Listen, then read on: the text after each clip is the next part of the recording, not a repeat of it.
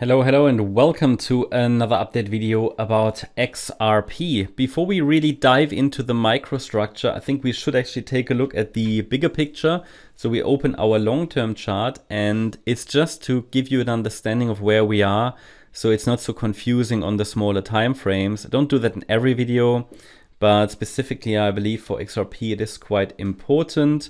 I'm tracking two structures. They both in the short term point into the same direction.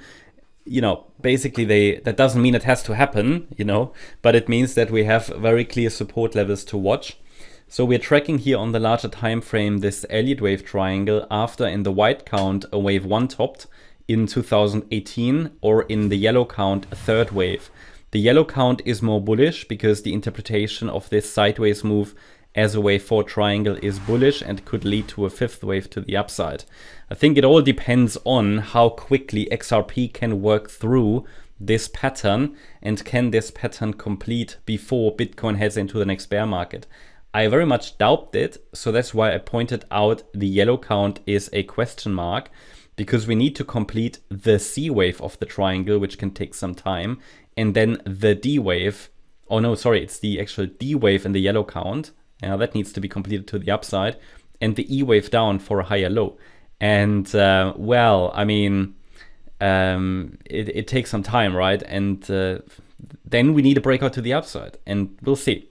If the price does this, rally now, move down from a higher low, try to break out but fail, well, that leads us into the next bear market.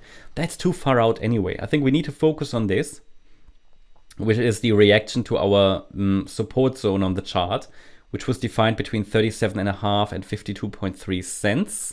And from here, obviously, a move to the upside could be generated, and we're already maybe in the midst of that move.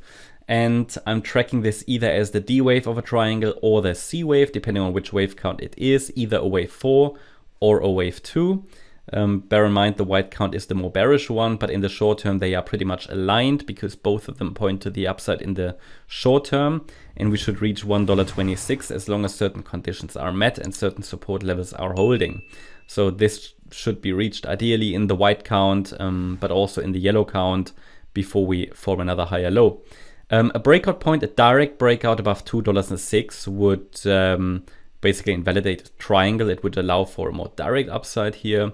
But for now, as I said, we should focus on, okay, can we actually hold short-term support, and can we get to $1.26? I don't think it makes any sense to look out any further than that. Then we have to see, okay, are we reacting to 126 or 167, which is already a big move anyway, right? Such a big move hasn't happened for a long time on the XRP chart, and but we might be starting that, right?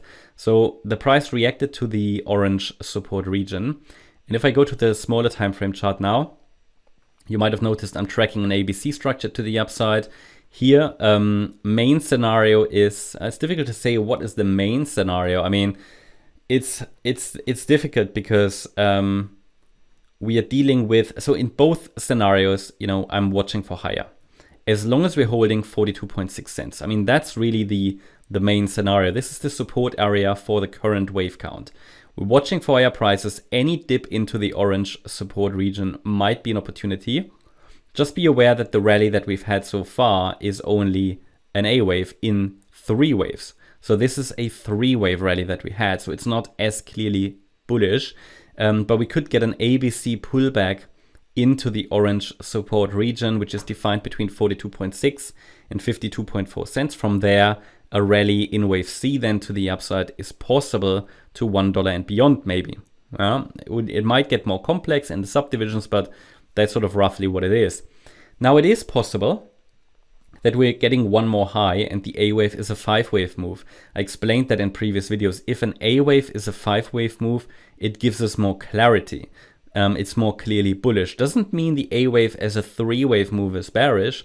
It's just not as clearly bullish. So as long as we're holding 57.3 cents, which is a level that I added to the chart in previous videos, this swing low that formed on Sunday last week, as long as we're holding that, the 5th wave to the upside could be unfolding. So one more high.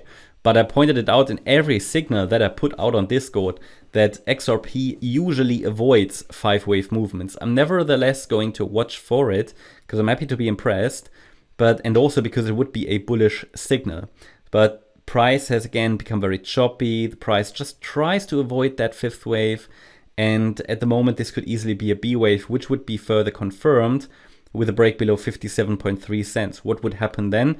Well, we'd likely test the orange support region, and then we can watch for support in this area where the wave C could start then, right? So either it's 3 waves up in A, now an A, B, C in wave B, and then a C wave rally, or we are dealing with 5 waves up in wave A, then the B wave pullback, and then a C wave rally. Just note that if we push any higher, I'm going to probably adjust the support region higher as well.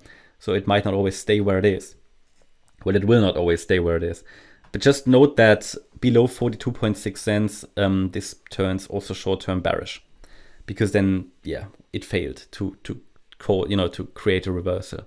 That's the update about XRP. Hope you liked the update. If you did, please hit the like button, leave a comment, and subscribe. And if you really like the content, then please check out the channel membership. Also, make sure that you follow us on Instagram and Twitter for additional content. Thanks a lot for watching. Bye-bye.